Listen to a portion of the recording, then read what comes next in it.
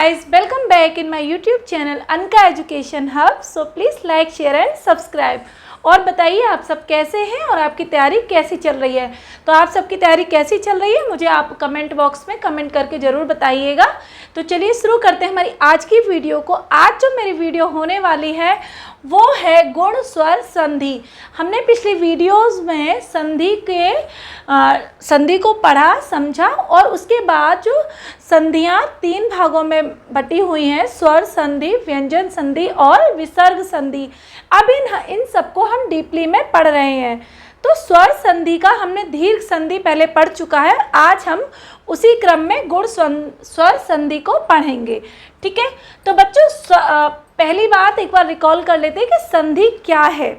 संधि जब 2 वर्ण पास में आते हैं, मान लो एक एग्जाम्पल मैं दूं कि जब 2 वर्ण पास में आते हैं तो उनके पास में आने से जो एक विकार मेल पैदा होता है, यानी कि उनमें त्रुटि आती है और त्रुटि के साथ जो एक संयोजन होता है दोनों का, वही हमारा संधि कहलाता है। ठीक है, तो संधि क्या है कि जब 2 वर्ण पास में आते हैं तो जो विकार उत्पन्न होता है, उसी विकार से जब एक नए शब्द की रचना होती है तो वो हमारी संधि कहलाती है। ठीक है, अब हम देखते हैं कि गुण स्वर संधि क्या है, जिसमें कि कुछ गुण निकलते हैं। गुण स्वर संधि को बदलने के लिए या पहचानने के लिए 3 मुख्य नियम बताए गए हैं। पहला हमारा नियम है कि यदि किसी शब्द के अंत में अ अथवा आ के बाद ई या ई आता है तो इन दोनों को मिलाने पर हमारा ए बनता है। ठीक है, अगर छोटा आ बड़ा आ के बाद हमें किसी शब्द में छोटी ई या बड़ी ई मिलती है तो वो दोनों मिलकर के ए का निर्माण करते हैं, छोटी ए का निर्माण करते हैं। नियम 2 क्या कहता है बच्चों कि यदि किसी शब्द में छोटा आ अथवा बड़ा आ के बाद छोटा ऊ या बड़ा ऊ आता है तो ये दोनों ही वर्ण मिलकर के एक नया वर्ण बनाते हैं जो कि हमारी अ बनता है। ठीक है, छोटा आ अथवा बड़ा आ के बाद ऊ या बड़ा ऊ मिलता है तो दोनों के संयोजन से जो नया वर्ण बनता है वो अ बनता है।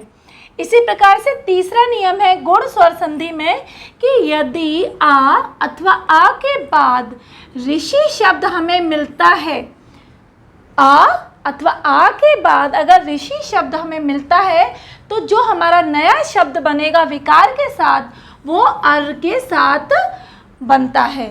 ठीक है, तो ये 3 मुख्य नियम है गुण स्वर संधि को पहचानने का। देखिए अब आगे चलते हैं एग्जाम्पल के साथ कि मैंने जो ये नियम यहाँ लिखे उनको और थोड़ा अच्छे से समझाने के लिए यहाँ कुछ एग्जाम्पल दिए हैं। ठीक है, जैसे कि अ अथवा ई, अ अथवा ई मिलते हैं तो भी ए बनेगा, आ ई बनेगा तो भी ए बनेगा, बड़ा आ छोटी ई है तो भी ए बनेगा और बड़ा आ बड़ी ई है तो भी छोटी ए बनेगा। अब इनके एग्जाम्पल देखें, जैसे देव प्लस इंद्र। अब देव में पीछे किसकी प्रोनाउंस आ रही है, आ की, किसका उच्चारण लग रहा है और पहले इसमें छोटी ई की है, तो ये दोनों मिलकर आ प्लस ई मिलके क्या बनाएंगे बच्चों, ए बनाएंगे।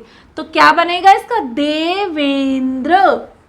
ठीक है, दूसरा इसी प्रकार से नर प्लस ईश, तो अ धन ईश मिलके बन गया नरेश।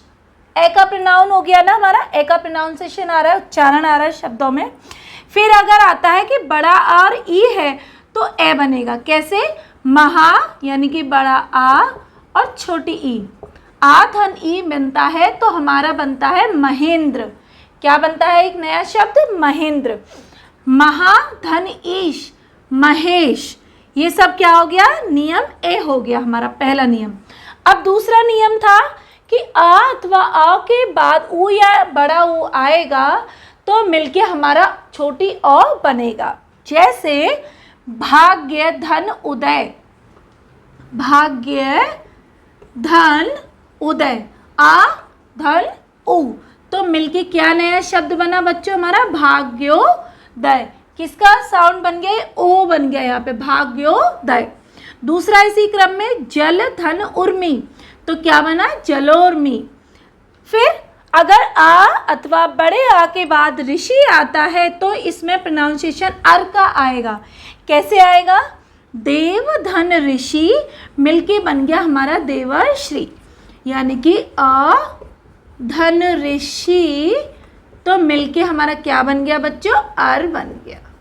ठीक है, एक और एग्जाम्पल, महाधन ऋषि, तो क्या बन गया, ये हमारा महर्षि बन गया। अगर इसी प्रकार के कोई भी शब्द एग्जाम में आते हैं तो आपको यही शब्द, इसका पहले शब्द का लास्ट वाला और दूसरे वाले का पहला, इनके उच्चारण में आपको देखना है कि कौन सा शब्द आ रहा है और इसी नियम के आधार पर ये शब्द आपको वहाँ पकड़ के टिक लगाना है। ठीक है, आई होप कि आपको गुण स्वर संधि के नियम उदाहरण के सहित अच्छे से समझ में आ गए।